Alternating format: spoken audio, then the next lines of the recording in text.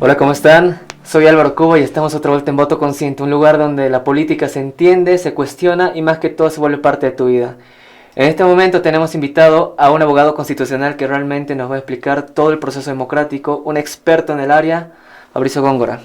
¿Qué tal, Álvaro? Un placer estar aquí y encantado por la invitación, listo para responder cualquier pregunta y tratar de ayudar a entender todo este proceso democrático. Claro, justamente en este momento hay problemas con el tema de la participación democrática, ¿no? Inclusive muchos jóvenes han decidido no inclusive inscribirse para poder votar, ¿no?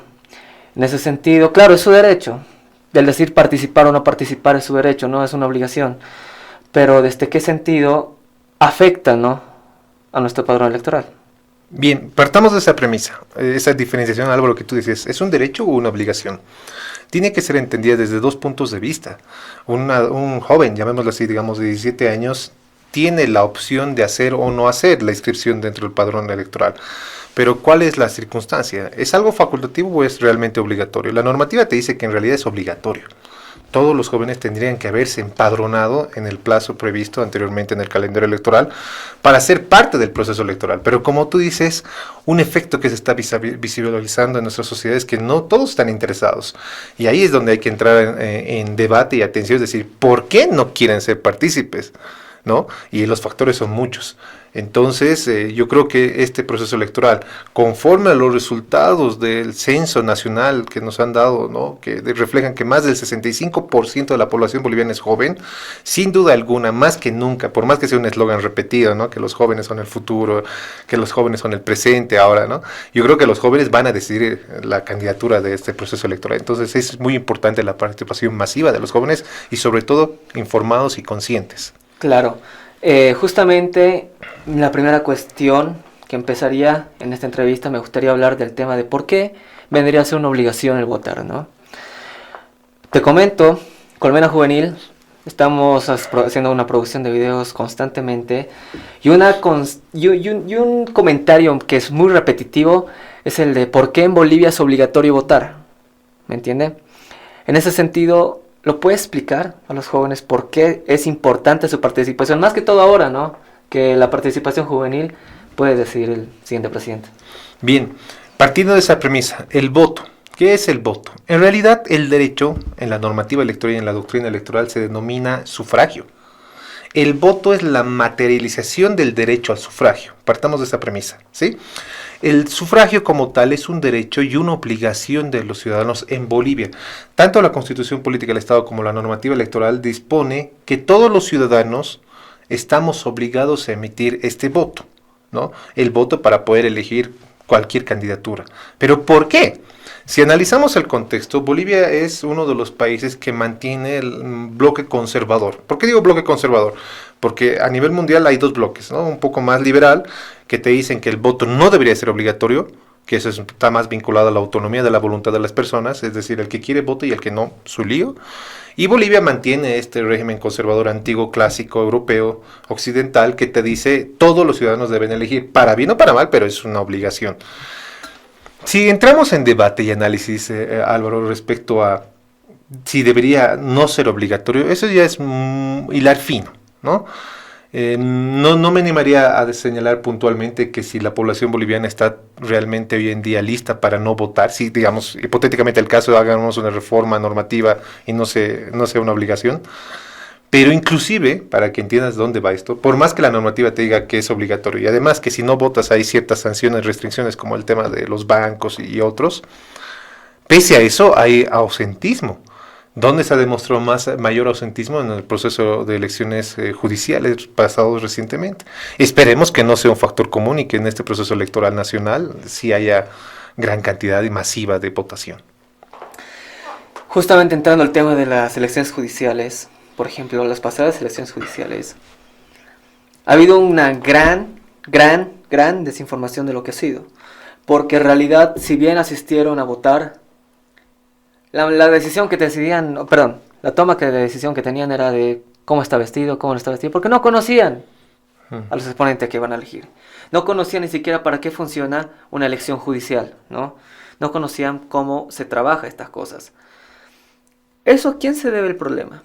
¿Al órgano electoral o a qué? Bien, Principalmente la desinformación en redes sociales, ¿no? Sí, a ver, para empezar vamos a clasificar estos tipos de procesos electorales. Hay dos tipos de procesos electorales en Bolivia. Los procesos electorales políticos, que es como el que estamos llevando ahora mismo para elegir autoridades nacionales, y esta elección, llamémosle sui generis, el proceso judicial, porque es algo que se da solamente en Bolivia. Sí. Hay otros antecedentes a nivel mundial, por ejemplo en España en ciertas regiones hay elecciones judiciales, pero a nivel regional. En Estados Unidos algunos estados, parte del estado americano, también lo hacen esto. Pero que un país lo lleve a nivel nacional, la elección de las más altas autoridades del órgano judicial, eso no se da en ninguna parte del mundo. Por eso es algo sui generis, al menos en eso estamos innovando. ¿Por qué se da esto? Desde la Constitución Política del Estado se dio una perspectiva en el mandato de que la población, en el marco de volver a confiar en la justicia boliviana, puede elegir a sus autoridades. Vamos a ver ahorita si se cumple o no se cumple. Entonces, partiendo de esa premisa, son dos procesos electorales distintos. En el proceso judicial, de elecciones judiciales, hay una gran diferencia sustancial con el que vivimos ahora. En ese no hay propaganda electoral, entre comillas. ¿Qué significa esto? Que los candidatos no tenían por qué ir a ofrecer sus propuestas, sino que estábamos sujetos a una condición de meritaje. Es decir, la población deberíamos haber escogido a los que consideramos mejores, capaces, con mayor experiencia académica, profesional, etcétera. ¿Qué es lo que ha pasado? ¿Qué se llama entonces? ¿Cómo conocíamos a nuestros candidatos? Y ahí coincido contigo, Álvaro. Mucha gente terminaba eligiendo por la fotito al que estaba con mejor corbatita, o tal vez el que estaba con un sombrero o un poncho, ¿no? Porque hay que ser sinceros, así la gente ha votado. Yo tenía estudiantes universitarios que me decían, he votado de ti, Marín, de doping, güey, ¿no? Y yo obviamente les reñía en el buen sentido, pero al menos son sinceros conmigo. El órgano electoral tenía una tarea fundamental, se llamaba difusión de méritos. ¿Qué emprendía esa difusión de méritos? Que ellos hagan conocer a la población. Mira, el candidato A tiene su maestría aquí, el candidato B su doctorado allá, el candidato C 30 años de juez. Entonces la población, en virtud de esa información obtenida, tenía que poder elegir a la candidatura correcta, llamémosla así, porque no puedo decir si uno era bueno o mala en sí, ¿no? Eso ya es subjetivo. Pero yo creo que el principal problema recae sobre el órgano electoral, siendo sincero, porque la verdad tampoco es fácil para ellos. Sí. Si tú analizas, Álvaro, y seguramente con toda la colmena juvenil han debido ver, el órgano electoral hace esfuerzos. Sí. Es más, este espacio es parte del esfuerzo que viene, ¿no?, del órgano electoral. De impulsión. Pero estamos hablando de una población, ¿no?, que ya sabemos que pasa 10 millones de bolivianos. En Bolivia, si tú ves los medios tradicionales, ¿cómo era antes? Publicidad en tele, en radio. Seamos sinceros, ¿cuántos de los jóvenes que seguramente nos van a ver todavía ven noticias o ven tele o periódico? Nadie. Todos nos circunscribimos a lo que tenemos acá. Hay que ser sinceros. Entonces la difusión de méritos tiene sus limitativas. Y yo creo que ese es un parangón importante para entender por qué tal vez no funciona del todo bien, correctamente, en Bolivia las judiciales. Porque como tú dices, al final la gente ha elegido por el que está sonriente o el que parecía mayor, etcétera, ¿no?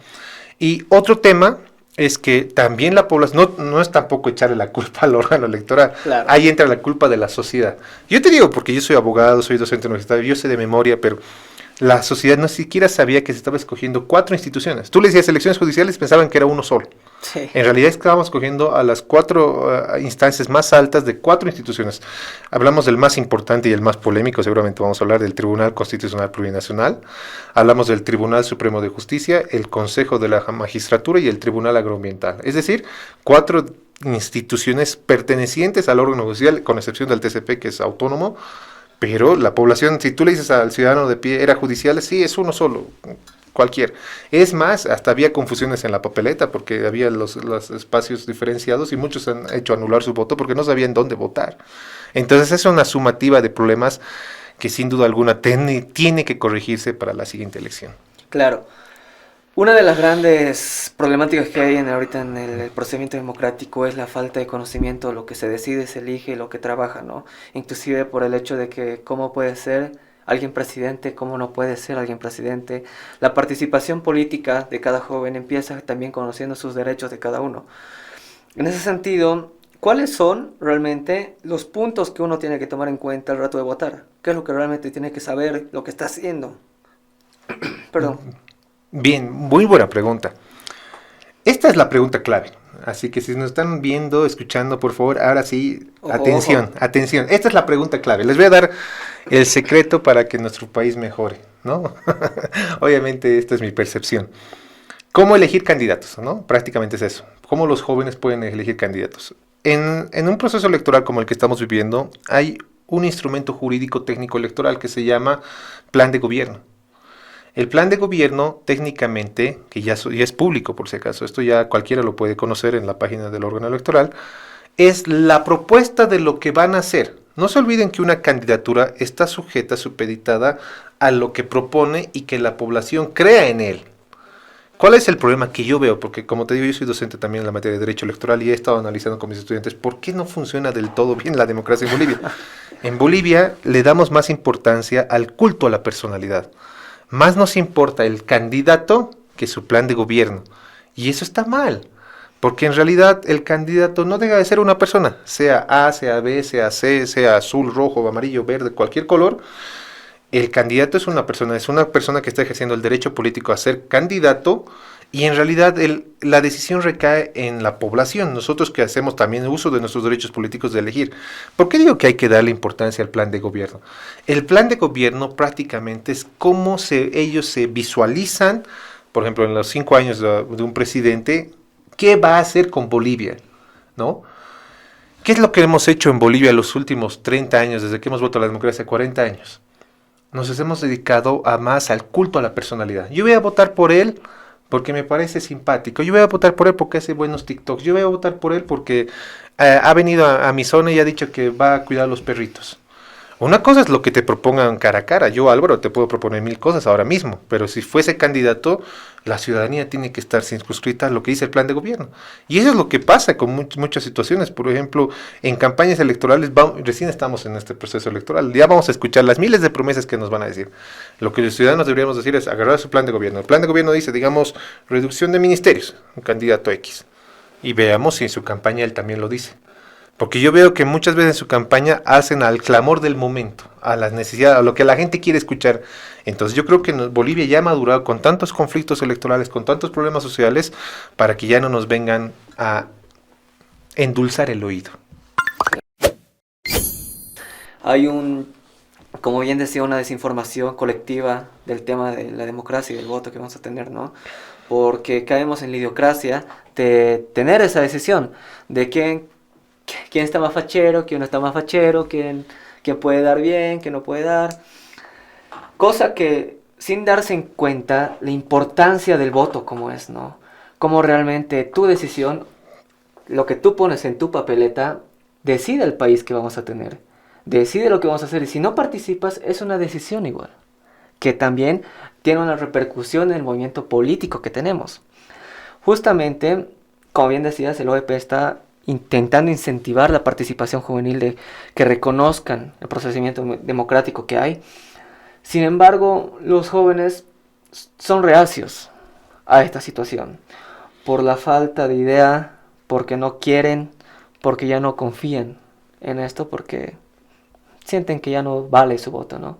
Sin embargo, en este punto en el que estamos, el voto del joven va a ser el que va a decidir posiblemente al siguiente presidente. Entonces, actualmente, como bien lo decías, no somos el futuro, somos el presente. Nosotros vamos a decidir cómo va a ir el país. Y en eso quiero que tú me ayudes y que expliques justamente por qué es importante participar. ¿Me entiendes? ¿Por qué es importante? Si bien ya es nulo, no sé, lo que decidas en tu voto está bien, pero ¿por qué es importante tu participación? Bien, traigo a colación algo que yo lo comentaba con mis estudiantes, querido Álvaro. Te pregunto, Álvaro, para hacer esto más intuitivo, ¿no? Álvaro, ¿te antojas comer un pollo al mediodía? Claro. ¿Te antojas mañana ir a jugar fútbol conmigo, tal vez? Firme. No sé, digamos que vas a hacer una grabación hoy día, tienes entrevistas, tienes actividades seguramente 9 de la noche. ¿Qué es lo primero que quieres hacer? Hacer mis cosas. Descansar, me imagino, ¿no? Vas a ir a tu casa y, como todos, ir a dormir. En esos 3 ejemplos te doy el ejercicio de derechos, porque yo soy abogado, ¿no? Ahora traigo a colación los derechos. Ir a comer, derecho a la alimentación. Ir a hacer deporte, recreación, salud, ¿no? Hasta social, un derecho de compartir con amigos, porque se supone que vas a divertirte. Trabajo, estás actualmente trabajando. Y en la noche, descanso, reparador, domicilio, propiedad privada, son una infinidad. Todos los días los seres humanos vamos ejerciendo derechos, ¿no? Probablemente alguien que no sea abogado dice, no todo es derecho. En realidad sí, todo el momento estás ejerciendo derechos. En este momento yo estoy ejerciendo el derecho a mi expresión, a mi forma de opinar, a mi autonomía de voluntad que me dice cómo pienso yo, Fabricio Góngora, y seguramente tú, Álvaro, y los que nos escuchan. Pero hay un tema. ¿Alguien te cuestione que comas pollo? No. Tal vez estás haciendo dieta, ¿no? Te digan, no, Claro, Álvaro, claro, cuidad claro, la depende línea, del ¿no? contexto, ¿no? Pero ponte, ¿alguien te cuestiona si vas a tu casa a dormir? Nadie, porque es desubicado. Es decir, nadie te tendría que cuestionar si ejerces un derecho. ¿Qué es lo que pasa con los derechos políticos? Álvaro, no me vas a hacer mentir. Te apuesto, si tú vas a tu casa, ¿no? Y dices, hola mamá, hola papá, ¿no? O cualquiera de ustedes que nos están viendo, voy a ser candidato a diputado. Te van a decir de todo, que no te quemes, que esos maleantes, que eres una vergüenza para la familia. Y se está volviendo como una tradición cultural, histórica, que sea el único ejercicio de un derecho que sea mal visto por la sociedad. Partamos de esa premisa, es un derecho, ¿no? Es una posibilidad que podemos hacerlo como no hacerlo. Pero, ¿qué pasa con los jóvenes cuando quieren incurrir en la política? Lo primero, sus propios padres, ¿no? Que deberían ser nuestra fortaleza. Porque te digo, porque en mi caso también me ha pasado en su momento, cuando era joven. Me decían, no te quemes, dedícate a solo estudiar, que no hay futuro en la política, que este es lo otro. Y en todo caso, hay que cambiar el chip, hay que cambiar la mentalidad. En todo caso, hay que fomentar. Si, digamos, tú, Álvaro, quieres ser un líder de una agrupación, perfecto, bienvenido. Si yo, pues, yo te ayudo desde mi perspectiva, desde mi punto de vista. Pero al contrario, ¿no? Sabemos que en la sociedad es todo lo contrario. Entonces, yo creo que va por ahí. ¿Y ustedes creen que eso es natural? ¿Eso es simplemente por costumbre? No. Precisamente, esto viene, no te digo que hace 20 años, esto debe venir pues hace unos 100, 200 años, parte incluso de lo que hemos heredado de la conquista española, ¿no? Que la gente acomodada, llamémosla así, por no decir otro término, no quiere que los jóvenes se metan en la política. Y ojo, que es fuerte lo que digo. ¿Por qué no quieren? Porque ellos van a reemplazar naturalmente, hasta biológicamente. Una persona que está dedicada en algo, algún momento tiene que retirarse. ¿Quién tiene que suplir el cargo? Alguien más joven. Y la tendencia mundial, no digo de Bolivia, mundial, es que los cargos de decisión, de ocupación política estén ocupados cada vez por más jóvenes. Entonces, ¿qué está pasando con Bolivia? ¿Somos el único país aislado del mundo que los jóvenes son apolíticos, llamémoslo así? No. Simplemente necesitamos un pequeño empujón para que se animen y hagan las cosas. Y este es un espacio ideal para ello, porque ellos van a pensar y analizar y decir, yo puedo, no me tienen que limitar. Yo en mis clases universitarias les digo, chicos, ¿quién quisiera ser presidente de Bolivia? Nunca falta alguien, no, yo quisiera. Y se ríen de él, y digo, ¿qué les pasa? O sea, yo quisiera que vos te rías de ellos cuando vos seas presidente, porque si tú no confías en ti mismo, nadie va a confiar en ti. Los jóvenes tienen que aprender a valorarse, confiar en sí mismo y sobre todo creer en sus potencialidades. Y solo así van a poder ejercer un derecho, porque al final es eso, es un derecho más, como te decía, ir a comer pollo, ir a jugar fútbol, ¿no? Es un derecho más. Claro, justamente eso de lo que ensucian el nombre político, por así decirlo, por ciertos exponentes, sin entrar en nombres, ciertos exponentes, es donde ya uno decide de que ser político, justamente como decías, ¿no? Que ser maleante, ser todas esas cosas, cuando en la realidad no es así. O sea, cuando alguien se va a meter en política, tiene que saber lo que es la política y la politiquería, ¿no? Exacto. De que es algo muy distinto. Y entonces las propuestas de que hay actualmente, con esa lógica tienen que analizar y revisar para, como bien se llama mi podcast, nuestro podcast de Colmena Juvenil, que sea un voto consciente. En ese mismo sentido, hay algo que es muy importante, igual tocar en el tema democrático y todo el procedimiento electoral, es sobre, por ejemplo, ¿qué viene a ser el voto campesino, por ejemplo? Que ha habido mucha repercusión sobre eso, de que vale doble, o sea, ¿vale doble? ¿No vale doble? ¿Cómo funciona? ¿Cómo es el voto campesino realmente? Bien, este es uno de los tabús, llamémoslo así, más utilizados, ¿no? En las últimas décadas respecto a que el voto es diferenciado en Bolivia. Hay que partir de una premisa. Según la normativa boliviana, el voto es el mismo, tiene una característica general y tiene el mismo valor de cualquier persona. Es decir, el voto del presidente equivale al mismo porcentaje que el voto mío, el voto de Álvaro, el voto de la casera de la esquina, no sé, de un diputado. Es decir, en Bolivia, cada voto de una persona vale un número en un sistema electoral. No hay diferenciación, como en algún momento sí lo hubo a lo largo de la historia.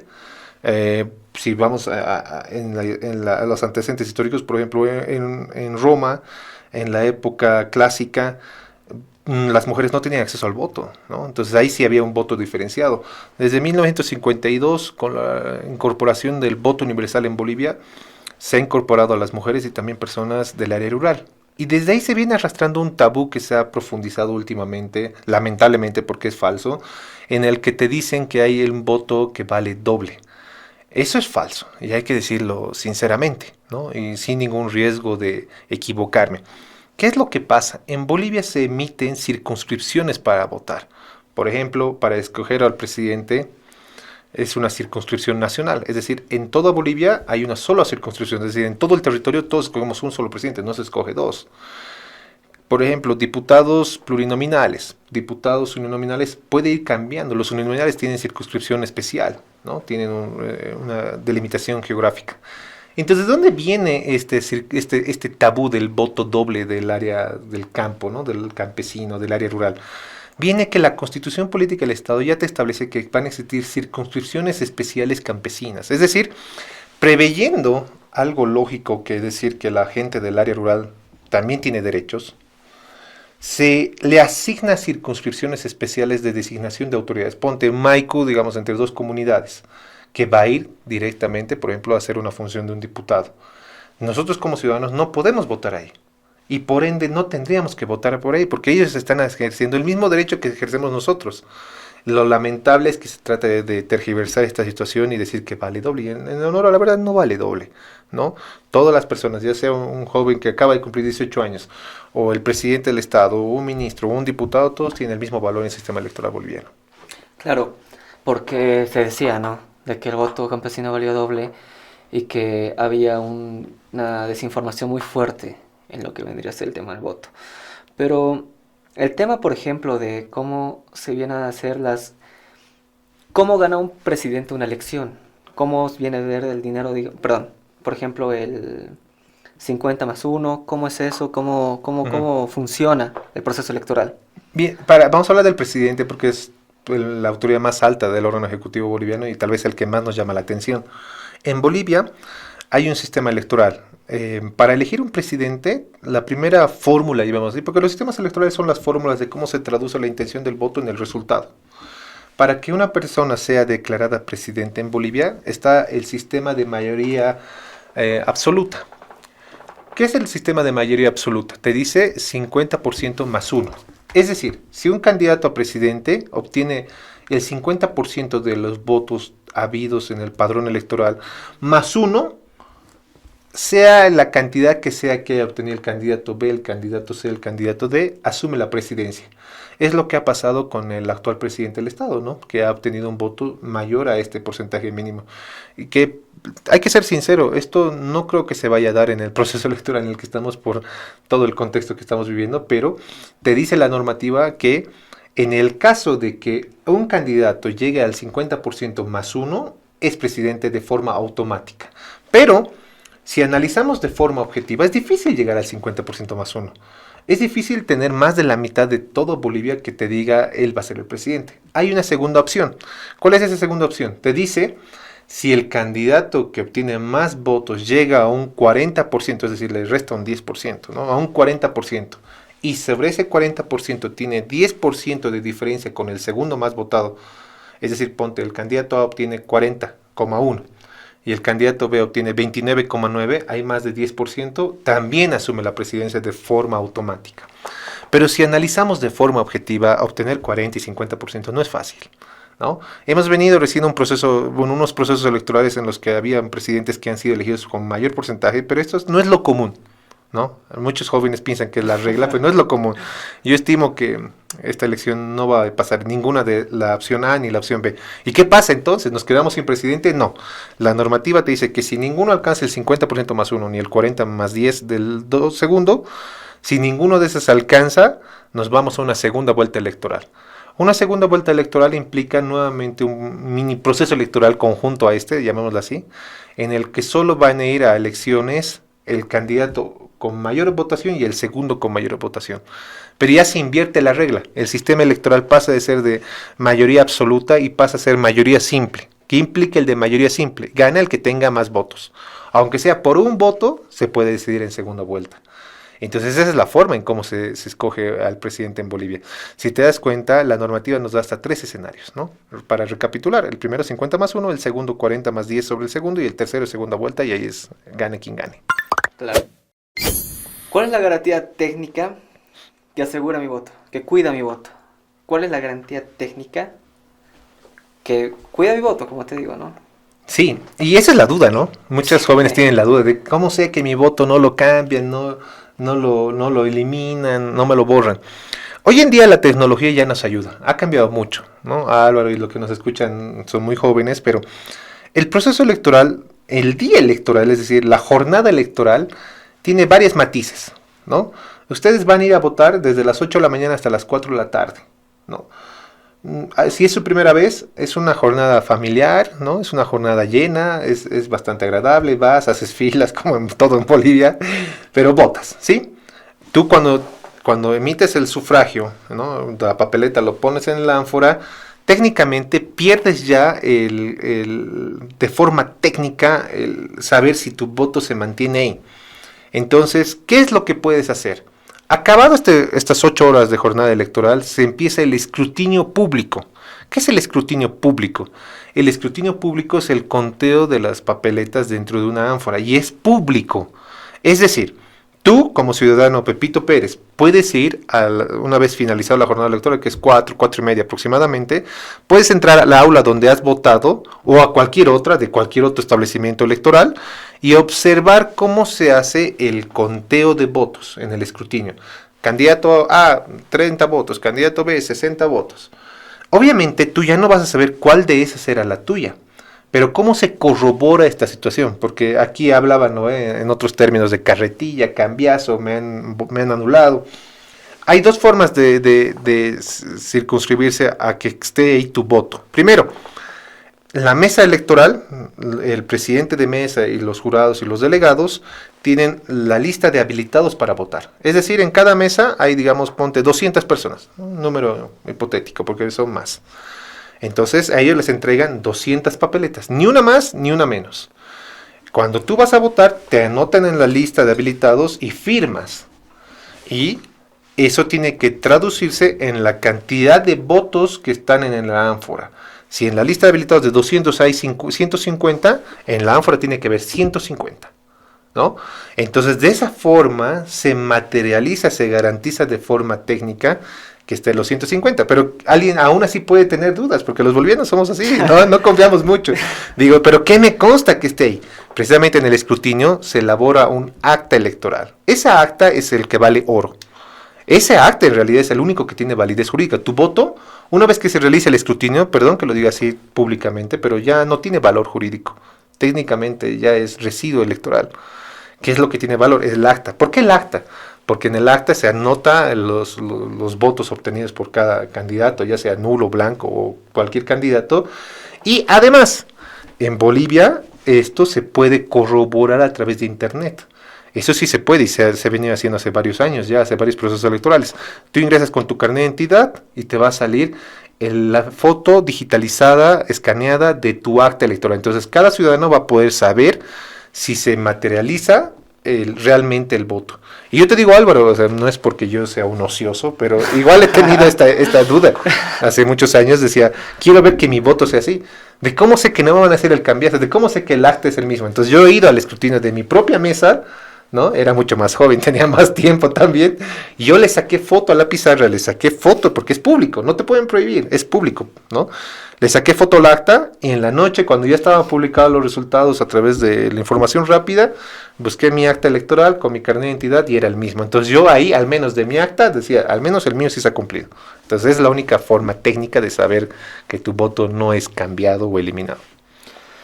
Es igual, necesito que lo expliques, qué es el voto nulo y qué es el voto en blanco. Bien, el voto nulo y blanco son instituciones jurídicas que existen hace muchos años ya. Prácticamente es una forma de cómo el ciudadano puede ejercer el derecho al voto. Es decir, si tú quieres votar nulo o blanco, es también ejercicio de tu derecho. Pero ¿qué significa cada uno de ellos?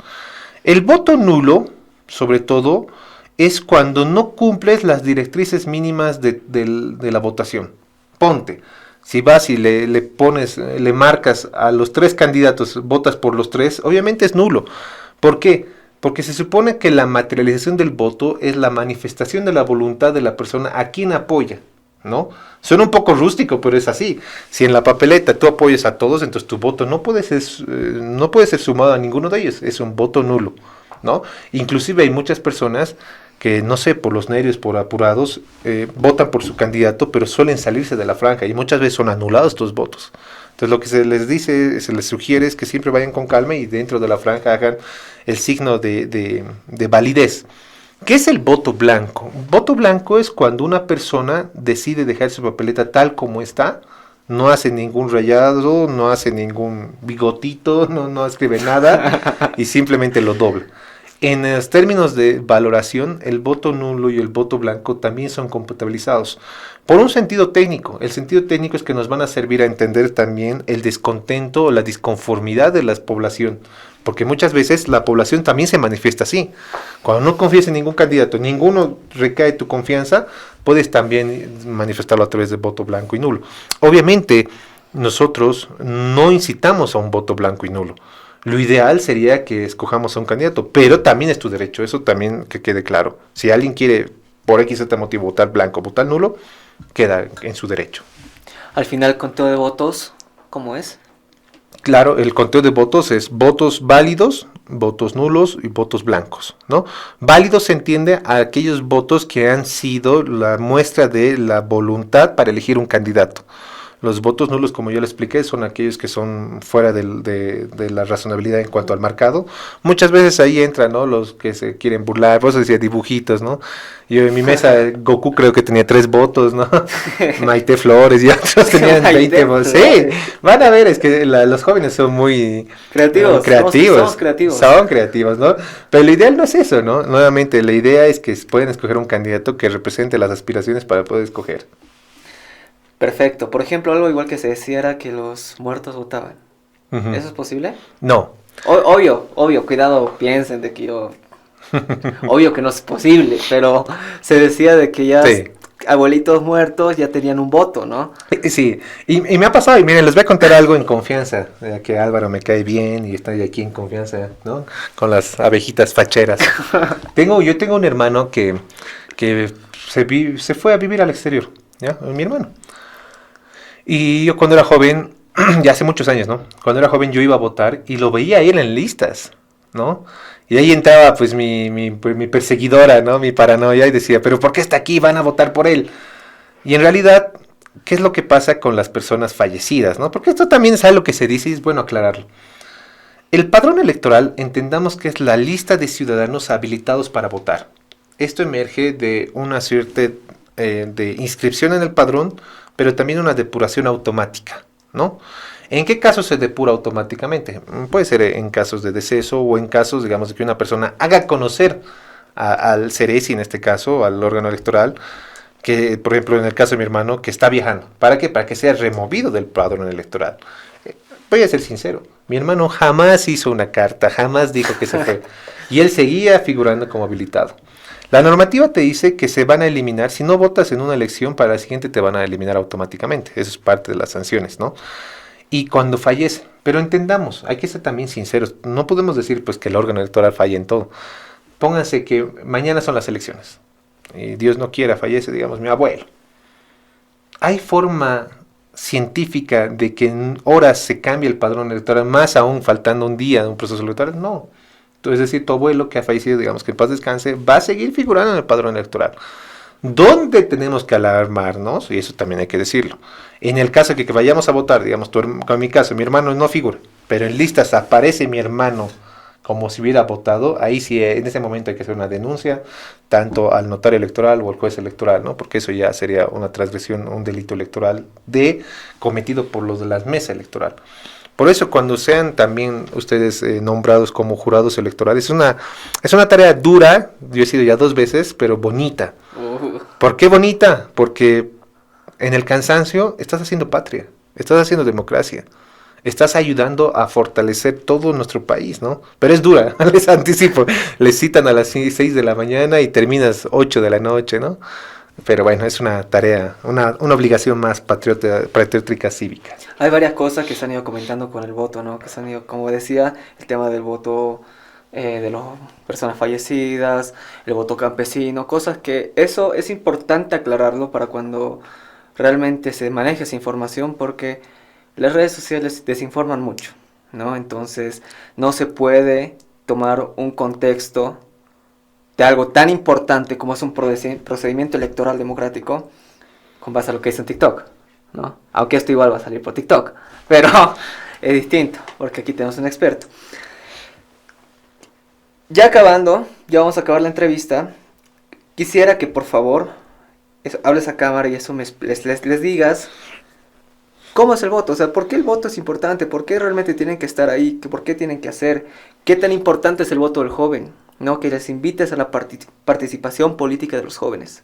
Bien, es importante comprender que nuestro país está pasando por un momento histórico concreto delicado, ¿no? Vamos a cumplir 200 años como país y la coyuntura nos demanda una responsabilidad. Esa responsabilidad se llama ejercer la democracia, ¿no? Ejercerla de la forma más madura posible. ¿Qué entendemos como forma más madura? Hacerlo conscientemente, ¿no? Lo que decíamos hace un momento, un voto consciente. Un voto consciente, queridos jóvenes, es saber comprender qué estoy eligiendo, ¿no? Entender que mi voto, aunque sea uno solo, puede decir que uno vale más que nada, ¿no? Entender que mi voto puede ser importante en la toma de decisiones. Estamos eligiendo a nuestras futuras autoridades, los que nos van a representar. Por eso es democracia representativa, una de las 3 formas de democracia, ¿no? Elegimos a nuestras autoridades porque ellos nos van a representar. En este sentido, si no elegimos bien, técnicamente nosotros mismos nos estamos poniendo la soga al cuello. ¿Qué quiere decir esto? Hay que escoger de la manera más consciente, de la manera más informada, no porque el que haga un TikTok más chistoso, el que me proponga lo que yo quiero oír, al que te proponga en su plan de gobierno, reitero, cosas factibles desde que tu ideología política o tu conciencia, tu perspectiva digas, yo creo que esto es lo adecuado. Nadie te puede decir que tu voto no sirve, nadie te puede decir que tu voto es útil o no, porque eso también se escucha últimamente, ¿no? Tu voto es útil, no es útil. Si tú quieres votar por un candidato que está, digamos, último en las encuestas, nadie te puede juzgar, es tu derecho. Si tú pese a eso quieres votar por un nulo o un blanco, es tu derecho. Lo importante es comprender que estás ejerciendo un derecho. ¿Por qué es un voto consciente? Porque a través de ese voto se suman las posibilidades de que pueda ser electo o no una autoridad. Entonces, para finalizar, ¿no? Les invito a que se interioricen, que conozcan más los detalles, acápites especiales y sobre todo a ejercer este acto democrático que pueda, Dios quiera, dar mejores venideros días a Bolivia, ¿no? Y que todos estemos contentos con las decisiones que se tomen, ¿no?